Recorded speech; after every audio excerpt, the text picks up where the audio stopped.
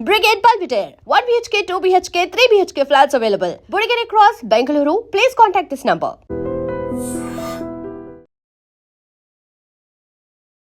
BJP ప్రభుత్వం ఏర్పడిన వెంటనే చాలామంది స్వచ్ఛందంగా వాళ్ళ దేశానికి వెళ్ళిపోయారని ఇవన్నీ మనం మాట్లాడుకున్నాం. కానీ తర్వాత కాలంలో చికెన్ నెక్ దగ్గర రెండు వర్గాలకు విడిపోవడం, మన బీఎస్ఎఫ్ మీద వాళ్ళ రాళ్ల దాడి చేయడం, ఇవన్నీ పరిణామాలు చూస్తుంటే మరొకసారి వాళ్ళ అప్పర్ హ్యాండ్ అయ్యి ఉంటుందా? ఖచ్చితంగా వాళ్ళే వాళ్ళ దేశానికి వెళ్ళిపోతుంటారు. వాళ్ళకి వాళ్ళు వెళ్ళిపోయే రకం వీళ్ళు కాదు సార్.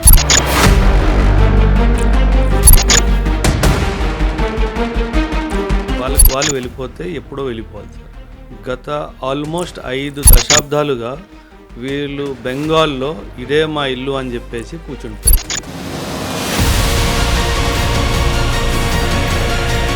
ఇప్పుడు మన దేశంలో అక్రమంగా రావడానికి అసలు సమస్య లేదు. పాకిస్తాన్ బార్డర్లో ఎల్ఓసి ఆ ఏరియాలో వెపన్స్తో ఉంటాం, కానీ చైనా బార్డర్లో మన దగ్గర ఎందుకు వెపన్స్ ఉంటాం? పరిస్థితులు పాకిస్తాన్తో ఎలాగైతే దారుణంగా ఉన్నాయో అలా ఎల్ఏసీలో లేవు సార్. 1962లో మనకి చిన్న యుద్ధం ఏదైతే జరిగిందో చైనాతో, ఆ తర్వాత మనం ఒప్పందంకి వచ్చింది ఏంటంటే ఆయుధాలతో మనం బార్డర్ వైపుకి వెళ్ళకూడదు.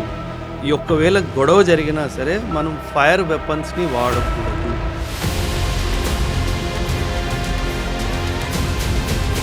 అజిత్ దోవల్ గారు ఆయన వేసిన స్కెచ్, ఆయన వేసిన ముందు చూపు వల్లే బెంగాల్లో మనం బీజేపీ రావడం, ఆయన వ్యూహం అంతా ఒక కరెక్ట్గా ఉంది. అంటే ఎక్కడైనా దేశంలో చిన్న ట్రబుల్ వచ్చినా, ఇంటర్నల్ ఇష్యూ కానీ ఏమొచ్చినా ఆయన వ్యూహం వేస్తారు, ఖచ్చితంగా అది సక్సెస్ అవుతుంది. మరి మణిపూర్ ఇప్పటికీ తగలబడుతుంది కదండి, మరి అందులో ఆయన జోక్యించలేదు సార్. జోకించలేదు అని కాదు సార్. సార్ నార్త్ ఈస్ట్ అంతా మనం చాలా సూక్ష్మంగా చూస్తే ఉంటుందంటే it is a tribal conflict.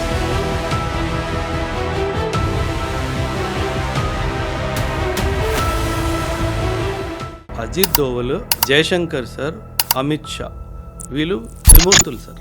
వీళ్ళ మైండ్లో ఏం నడుస్తుందో ఎవ్వరికీ తెలియదు.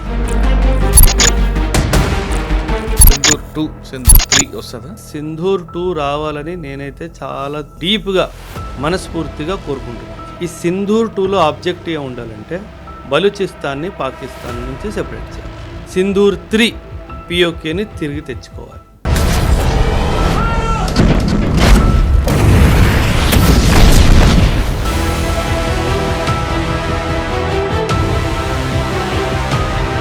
ఇందిరాగాంధీ గారు ఎందుకు వాళ్ళ సెక్యూరిటీ ఆయనకు చంపాల్సి వచ్చిందో చాలామంది తెలుసు. దానికి ఒక కాన్స్పిరసీ ఉంది అంటారు కొంతమంది.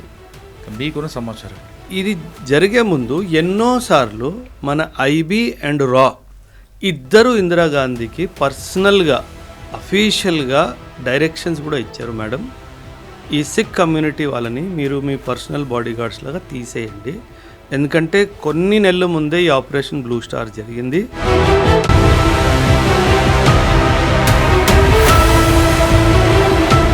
Welcome to I dream. బెంగాల్లో బీజేపీ ప్రభుత్వం ఏర్పడిన తర్వాత ఇప్పటికే బెంగాల్లో ఉన్న బంగ్లాదేశ్లు అందరూ వారి దేశానికి వెళ్ళారా, లేదు బంగ్లాదేశ్ నుంచి తిరిగి బెంగాల్లోకి వస్తున్నారా?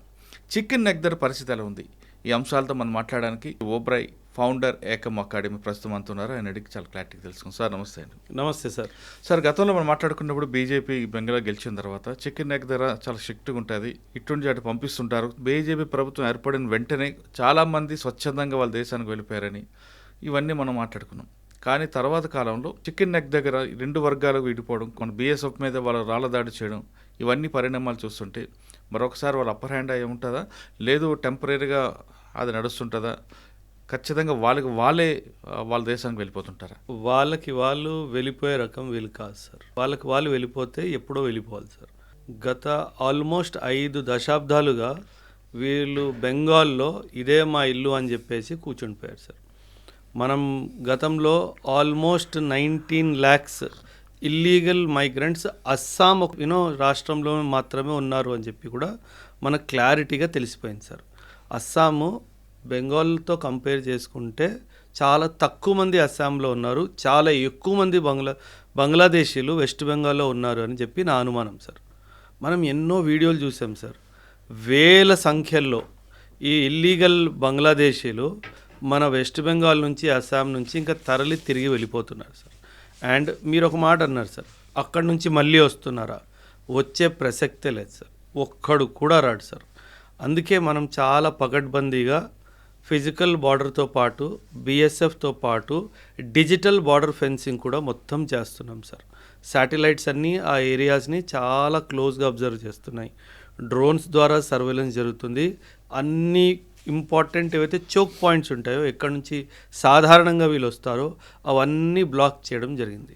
సో ఒక్కడు కూడా బంగ్లాదేశ్ నుంచి ఇప్పుడు మన దేశంలో అక్రమంగా రావడానికి అసలు సమస్య లేదు సార్. కానీ కొన్ని విజువల్స్ చూస్తుంటే వాళ్ళు రావడం, బిఎస్ఎఫ్ మీద రాళ్ళదాడి చేయడం, అంటే మరో వారికి క్రియేట్ చేసే సీన్ చూపిస్తున్నట్టున్నారు. లేదు సార్, అంటే బంగ్లాదేశ్ చేస్తున్నారా మనల్ని? లేదు సార్, వారైతే కుదరదు సార్. ఎందుకంటే బంగ్లాదేశ్ ఆర్థిక పరిస్థితి అస్సలు బాగాలేదు సార్. అండ్ ఈ టైంలో బంగ్లాదేశ్ కంప్లీట్గా ఐసోలేషన్ మోడ్లో ఉంది.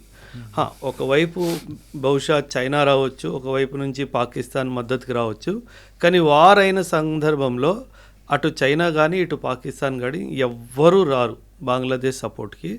ఈ విషయం బంగ్లాదేశ్కి చాలా ఖచ్చితంగా అర్థమవుతుంది సార్. అందుకే బుద్ధున్న ఎవడైనా సరే, అక్కడ నేతలు ఎవరైనా ఉన్నా సరే, వాళ్ళు మన దేశంతో యుద్ధం మాత్రం ఖచ్చితంగా అంటే యుద్ధం చేయకపోయినా బంగ్లాదేశ్లో ఇప్పటికే ఉన్న మన భారతీయుల మీద కూడా అటాకులు చేసి వాళ్ళని కూడా ఇబ్బంది పెట్టే 2-3 సంఘటనలు జరిగాయి. చెట్టు కట్టి బర్న్ చేయడం, అంటే వాళ్ళ మీద ఈ విధంగా చేయడం అంత అంటే వాళ్ళు భారతీయులు కాదు సార్, బంగ్లాదేశ్లో నివసిస్తున్న హిందువులు సార్. అచ్చా. సో వాళ్ళు ఇండియన్స్ కాదు, Hindus, but who are staying in Bangladesh. But yes, మనందరికీ తెలుసు మన దేశము ఆఫ్ఘనిస్తాన్, పాకిస్తాన్ అండ్ బంగ్లాదేశ్ నుంచి మైనారిటీ కమ్యూనిటీస్ మన దేశంలోకి వచ్చి సిటిజన్షిప్ తీసుకోవచ్చు అని చెప్పి ఒక చాలా కీలకమైన నిర్ణయం 2019లో మనం తీసుకున్నాం సార్. మీకు గుర్తుంటే కనుక సిటిజన్షిప్ అమెండ్మెంట్ యాక్ట్ తీసుకురావడం జరిగింది సార్. సో ఈ 3 దేశాలు, పాకిస్తాన్ కానీ, ఆఫ్ఘనిస్తాన్ కానీ, బంగ్లాదేశ్ నుంచి మైనారిటీ కమ్యూనిటీస్, అక్కడ నివసిస్తున్న హిందూస్ కానీ, క్రిస్టియన్స్ కానీ, సిఖ్స్ కానీ, జైన్స్ కానీ, పార్సీస్ కానీ వీళ్ళు రావచ్చు, మన దేశానికి రావచ్చు, ఇండియన్ సిటిజన్షిప్ కోరుకోవచ్చు అని. ఎందుకు ఇలా చేశారంటే సార్, చాలామంది దీన్ని కూడా విమర్శించారు సార్. హిందువులకి వీళ్ళు భూమి మీద ఎక్కడున్నా సరే మనం ఆశ్రయం ఇవ్వకపోతే ఎవరు ఇస్తారు సార్? ఇది మన దేశంలో జన్మించిన ఒక సంప్రదాయము, ఒక మతం కదా సార్. సో ఖచ్చితంగా విశ్వవ్యాప్తంగా ఈ కమ్యూనిటీస్, నేను పేర్లు తీసుకున్నాను కదా, సిక్కిజము మన దేశంలోనే జన్మించింది, బుద్ధిజము, జైనిజము ఇవన్నీ మన దేశానివి కాబట్టి, సో వీళ్ళకి మనం ఇవ్వకపోతే ఆశ్రయం ఎవరిస్తారు? సో ఆ కోణంలోనే మన ప్రభుత్వం ఒక కీలకమైన నిర్ణయం 2019లో తీసుకుంది. సో ఆ తర్వాత చాలామంది మన దేశానికి రావడం జరిగింది. వాళ్ళకి మనం అఫీషియల్ ఛానల్స్ ద్వారా సిటిజన్షిప్ ఇవ్వడం కూడా జరిగింది. కానీ మనం ఒప్పుకోనేది ఏది కాదంటే, ఖచ్చితంగా ఇల్లీగల్గా రావడం మాత్రం కుదరదు అన్న విషయం మాత్రం చాలా క్లారిటీగా మనం వీళ్ళకి చెప్పడం జరిగింది. కానీ ఇప్పుడున్న పరిస్థితుల్లో మీరు అన్నట్లుగా హిందువుల మీద బంగ్లాదేశ్లో దాడులు, దాన్ని ఎవరు అరికడతారు? మరి వాళ్ళే చేయాలి సార్. అది ఘోరంగా చెట్టు కట్టి దంపర్ణ చేయడం అనేది జరుగుతున్నాయి కదండి. అది హ్యూమన్ రైట్స్ వైలేషన్ సార్. అది ఖచ్చితంగా human rights violation sir. And United nations human rights సంబంధించిన సంస్థలు ఏవైతే ఉన్నాయో వాళ్ళు వీటిని చాలా తీవ్రంగా తిరస్కరించారు కూడాను. అండ్ రానున్న టైమ్స్లో సార్, ఎప్పుడైనా సరే ఈ హ్యూమన్ రైట్స్ సంబంధించిన సంస్థలు ఏం చేస్తాయంటే, ఏ దేశమైనా వరల్డ్ బ్యాంక్ నుంచి కానీ, IMF నుంచి కానీ డబ్బులు కోరుకున్నప్పుడు అప్పుడు ఇవన్నీ వాళ్ళు లెక్కెడతారు. మీ దేశంలో హ్యూమన్ రైట్స్ వైలేషన్స్ జరుగుతున్నాయి, మీరు ఏం చేయట్లేదు, మీరు హ్యూమన్ రైట్స్ విషయంలో ఏం చేస్తారో చెప్తే అప్పుడు డబ్బులు రిలీజ్ చేస్తాము అని చెప్పి కండిషన్స్ విధించడం కూడా జరుగుతుంది సార్. సో ఆ పరిస్థితిలో ఖచ్చితంగా వాళ్ళకి వాటి జరిమానా మాత్రం చెల్లించాల్సి వస్తుంది సార్. కానీ చికెన్ నెక్ దగ్గర మీరు అన్నట్లుగా టెక్నాలజీగా మనకి ఉంటాయి అక్కడ సెక్యూరిటీ ఏర్పాటు చేయడం కానీ 100% సార్. ఇన్ఫ్యాక్ట్ మన పాకిస్తాన్ బార్డర్లో ఏ విధంగా చేస్తాం అలా చేస్తుంటారా? అది ఇన్ఫ్యాక్ట్ మేబీ ఇంకా ఎక్కువ ఎత్తులో జరుగుతుంది సార్. నార్త్ ఈస్ట్లో మనకు గుర్తుంటే సిక్కిం 1975లో మనం ఇండియాలో సిక్కింని చేర్చుకున్నాము, ఇంటిగ్రేట్ చేసుకున్నాము. ఇన్ఫ్యాక్ట్ మీరు అక్కడ మ్యాప్ చూస్తే కనుక మీరు డోక్లాం వ్యాలీ అని చెప్పేసి చికెన్ నెక్కి సరిగ్గా పైనే ఉంటుంది సార్. ఆ డోక్లాం వ్యాలీ అనేది చాలా నేరో వ్యాలీ అనమాట. ఆ వ్యాలీని వెడల్పు చేయాలన్న ఉద్దేశంతోనే 1975లో ఇందిరాగాంధీ గారు మన దేశానికి ప్రధానమంత్రిగా ఉన్నప్పుడు సిక్కింని మనం ఇంటిగ్రేట్ చేసుకోవడం జరిగింది. చాలా కూటనీతి జరిగింది సార్. ఆ సిక్కింని ఇండియాలో ఇంటిగ్రేట్ చేసుకోవడానికి అతి ముఖ్యమైన కారణము మన చికెన్ స్నెక్ని కాపాడుకోవడమే సార్. ఒకవేళ నార్త్ నుంచి చైనా గనక అటాక్ చేస్తే మనం సిక్కిం నుంచి ఒకవైపు, భూటాన్ నుంచి ఇంకోవైపు మనం కౌంటర్ అటాక్ చేయడానికి వీలవుతుంది. ఓకే. సో ఈ విషయం చైనాకి అర్థమవుతుంది. అందుకే 1975లో మనకి సిక్కిం మన ఇండియాలో జాయిన్ అయినప్పటికీ 2003 వరకు చైనా సిక్కింని ఇంటీగ్రల్ పార్ట్ ఆఫ్ ఇండియాలా భావించలేదు. ఫైనలీ 2003లో ఇది జరిగింది. మీరు డోక్లా గురించి మాట్లాడారు కాబట్టి అవును సార్. చాలా మంది మిమ్మల్ని మీ ఇంటర్వ్యూలో అడుగుతున్నారు, పాకిస్తాన్ బార్డర్లో ఎల్ఓసి ఆ ఏరియాలో వెపన్స్తో ఉంటాం, కానీ చైనా బార్డర్లో మనందరూ ఎందుకు వెపన్స్ ఉంటాం? ఎల్ఓసికి ఎల్ఏసికి డిఫరెంట్ ఏంటి? లైన్ ఆఫ్ కంట్రోల్ అంటే సార్, ఎప్పుడైనా ఇది ఒక military held line sir. Line of control is a military held line. Line of actual control ఏదైతే ఉందో సార్, అది మిలిటరీ హెల్డ్ లైన్ కాదు సార్. ఉన్నారు, ట్రూప్స్ పోస్టెడ్ ఉన్నారు, కానీ పరిస్థితులు పాకిస్తాన్తో ఎలాగైతే దారుణంగా ఉన్నాయో అలా ఎల్ఏసీలో లేవు సార్. 1962లో మనకి చిన్న యుద్ధం ఏదైతే జరిగిందో చైనాతో, ఆ తర్వాత మనం ఒప్పందంకి వచ్చింది ఏంటంటే ఆయుధాలతో మనం బార్డర్ వైపుకి వెళ్ళకూడదు. ఈ ఒక్కవేళ గొడవ జరిగినా సరే మనం ఫైర్ వెపన్స్ని వాడకూడదు, సో దట్ వార్ ఎస్కలేట్ అవ్వకుండా చూసుకోవడానికి. మీరు చూసుంటే కనుక సార్, జేఎండ్కేలో కూడా చైనా బార్డర్ ఉంది మనకి. మనం దెప్సాంగ్ వ్యాలీస్, పెంగాంగ్సో లేక్, ఇక్కడ మీకు గల్వాన్ క్లాషెస్ గుర్తుంటే కనుక మీరు చూస్తే అందులో లాఠీలతో కొట్టుకుంటున్నారు తప్పితే ఆయుధాలు ఎవరు వాడట్లేదు. ఎందుకంటే అదొక ఒప్పందం ఉంది కాబట్టి. సో దట్ ఒక చిన్న విషయము పెద్ద యుద్ధంగా మారకుండా ఉండడానికి రెండు దేశాలు కలిసి తీసుకున్న ఒక మంచి నిర్ణయం. కరెక్టే, కానీ రాబోయే కాలంలో మనకి చైనా నుంచి ఎక్కువ కనిపిస్తుంది కాబట్టి యుద్ధం వచ్చే అవకాశం ఉంది. ఇదే విధంగా మన కర్రలతోనో రాళ్ళతోనో చేతులతో కొట్టుకుంటే మరో పాకిస్తాన్లో తయారయ్యే అవకాశం ఉందని కొంతమంది sir. China is a much bigger enemy than Pakistan any day. మనకి ఎప్పటికైనా సరే సార్, పాకిస్తాన్ మనకి మనం పెద్దగా వాడి గురించి ఆలోచించాల్సిన అవసరం కూడా లేదు సార్. మనం ఆలోచించాల్సింది ఖచ్చితంగా చైనా గురించి సార్. సార్ ఎప్పుడైనా సరే మిలిటరీ శక్తి ఏంటో దీనికి 3 పిల్లర్స్ ఉంటాయి సార్. ఒక సోల్జర్ బార్డర్ దగ్గర నిల్చొని యుద్ధం ధైర్యంగా పోరాడుతున్నాడు అంటే దానికి 3 కారణాలు సార్. ఒకటి, ఆ సోల్జర్ చేతిలో మనం ఇచ్చిన ఆయుధము. రెండవది, సోల్జర్కి మనం ఇచ్చిన ధైర్యము. నీ దేశం నీతో పాటు ఉంది, నువ్వు ధైర్యంగా ఉండు, వీఆర్ సపోర్టింగ్ యూ అనేది. మూడవది పొలిటికల్ విల్ సార్. ఈ 3 ఉంటే కనుక ఖచ్చితంగా ఏ యుద్ధాన్ని మనం ఓడిపోం సార్. 1962 వార్ ఏదైతే చైనాతో జరిగిందో అది ఓడిపోవడానికి కారణం సైనికుడు కాదు, సైన్యం కాదు. It was a political and diplomatic failure sir. It was a political and diplomatic failure. So China is the bigger enemy than Pakistan any day to India sir. Pakistan గురించి మనం పెద్దగా ఆలోచించాల్సిన అవసరం కూడా లేదు. కానీ మరి వెపన్తో ఉండొచ్చు కదండి ఇప్పుడు నుండి, అప్పుడు సడన్గా అవసరం లేదు కదా సార్. ఎందుకు సార్? వెపన్ ఎప్పుడైనా సరే గుర్తుపెట్టుకోండి సార్, ఇది బ్యాటిల్ ఫీల్డ్ని ఇంటెన్సిఫై చేస్తుంది. మన ఉద్దేశం యుద్ధం చేయడం కాదు కదా సార్. ఏ దేశమైనా సరే యుద్ధం కాకుండా మాటలతో, డిప్లొమసీతో ఒక పీస్ని ఎస్టాబ్లిష్ చేయడానికే ప్రయత్నిస్తుంది. సో ఒకవేళ ఆయుధాలు లేకుండా సార్, ఇప్పుడు 1962 2026 60 సంవత్సరాల పైన అయిపోయింది కదా సార్, ఏ యుద్ధం జరగలేదు కదా sir. So it is in a way మంచిదే కదా సార్. సో అది మనకి మంచి తీసుకొచ్చింది కానీ చెడు తీసుకురాలేదు కదా. So it is working well for us. Sir next Ajit Doval garu, ఆయన వేసిన స్కెచ్, ఆయన వేసిన ముందు చూపు వల్లే బెంగాల్లో మనం బీజేపీ రావడం, ఆయన వ్యూహం అంతా ఒక కరెక్ట్గా ఉంది. అంటే ఎక్కడైనా దేశంలో చిన్న ట్రబుల్ వచ్చినా, ఇంటర్నల్ ఇష్యూ కానీ ఏమొచ్చినా ఆయన వ్యూహం వేస్తారు, ఖచ్చితంగా అది సక్సెస్ అవుతుంది. మరి మణిపూర్ ఇప్పటికీ తగలబడుతుంది కదండి, మరి అందులో ఆయన జోక్యం లేదు సార్. జోకించలేదు అని కాదు సార్. సార్ నార్త్ ఈస్ట్ అంతా మనం చాలా సూక్ష్మంగా చూస్తే ఏముంటుందంటే it is a tribal conflict sir. అంటే ఏదో ఎకనామిక్ రీజన్స్ కానీ బార్డర్ డిస్ప్యూట్ కానీ కాదు సార్.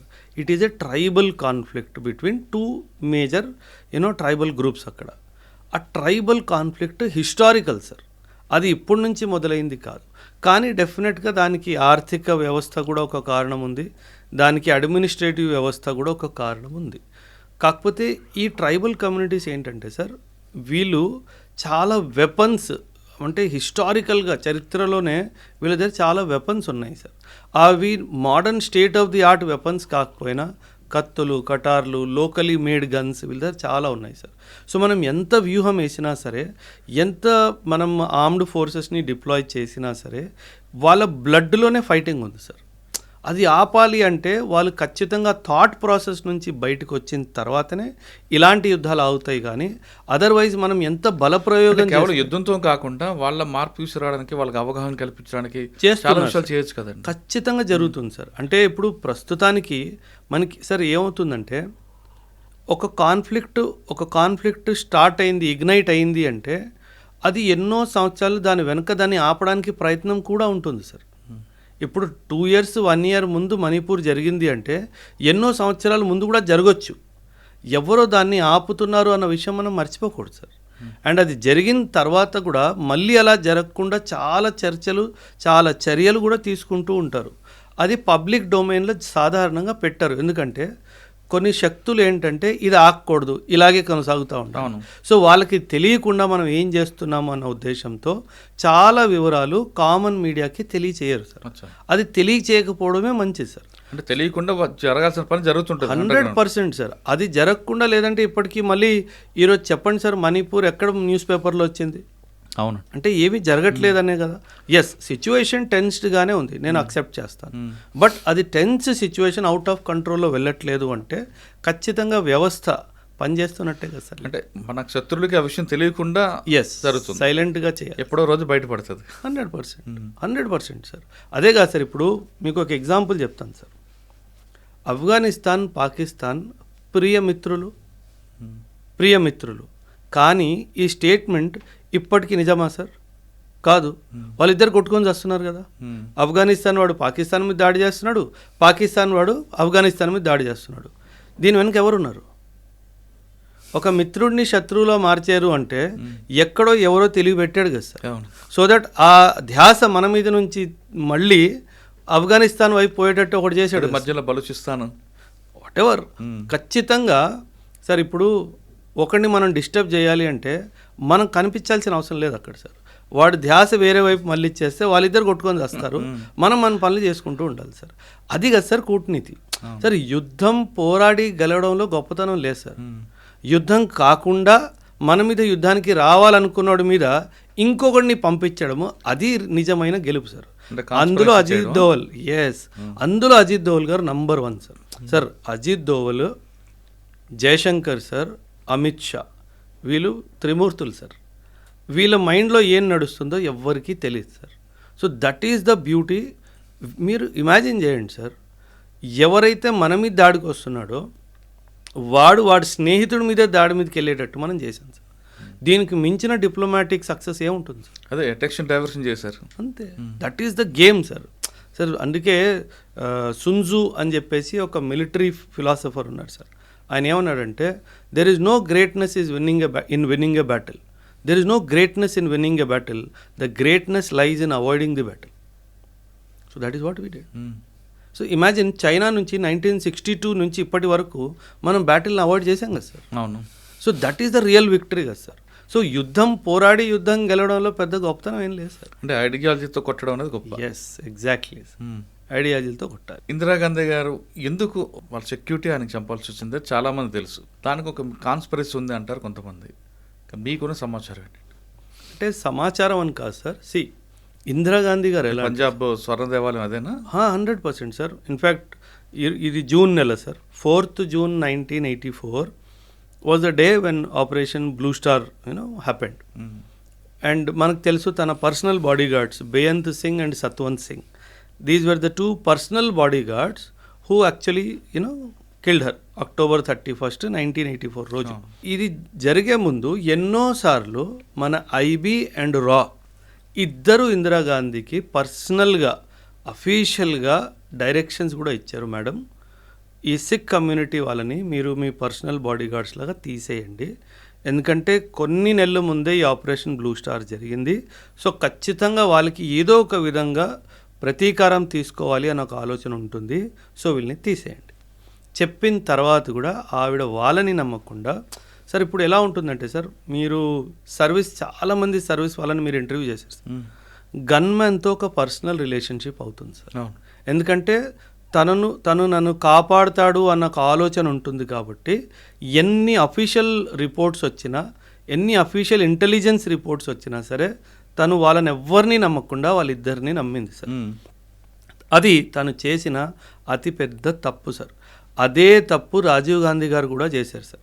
ఐబీ చాలా క్లియర్గా చెప్పింది, సార్ ఇప్పుడు పరిస్థితులు చెన్నైలో బాగాలేవు, తమిళనాడులో బాగాలేవు, so please do not travel south అని చెప్పి చాలా స్పష్టంగా డైరెక్షన్స్ ఇచ్చినప్పటికీ లేదు నేను వెళ్తాను అని చెప్పారు.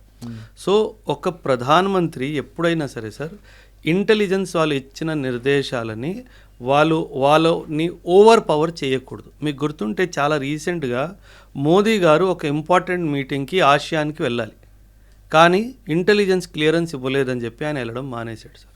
అది ఎందుకంటే సార్ ఇంటెలిజెన్స్కి తెలుసు ఏం జరుగుతుంది గ్రౌండ్లో అనేది. ఎందుకు మనం ఒక రిస్క్ జోన్లో మన ప్రధానమంత్రిని కానీ రాష్ట్రపతిని కానీ తీసుకెళ్ళాలి? అండ్ ఇందిరాగాంధీ గారు చేసిన అతి పెద్ద తప్పు అది సార్. సార్ నేను సిక్ కమ్యూనిటీ గురించి ఒక 2-3 విషయాలు మాట్లాడతాను సార్. ఒకప్పుడు ఎలా ఇస్లామిక్ ఇన్వేడర్స్ మన హిందువుల మీద అత్యాచారాలు చేశారో మనందరికీ తెలుసు. అండ్ సిక్ మతం పుట్టింది కూడా ఆ అత్యాచారాల నుంచి హిందూ కమ్యూనిటీని కాపాడడానికి.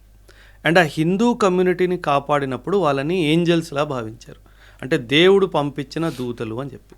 మన దేశానికి సైన్యానికి ఎంతో కాంట్రిబ్యూషను సిక్ కమ్యూనిటీ చేస్తుంది సార్. అప్పుడు వాళ్ళు ఏమంటారు, ఓహో వీరుడు శూరుడు అని చెప్పేసి మీరు మాట్లాడతారు.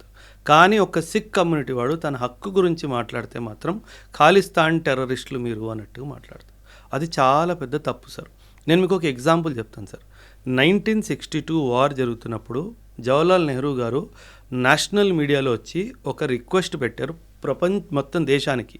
ఏమని, మన ఆర్థిక పరిస్థితులు దేశానివి బాగాలేవు, నాకు మీరు డబ్బు కానీ బంగారం కానీ ఇస్తే నేను ఆయుధాలు తీసుకొస్తాను అండ్ చైనాతో జరుగుతున్న యుద్ధం మీద సైనికులకు అందిద్దాము అని చెప్పేసి.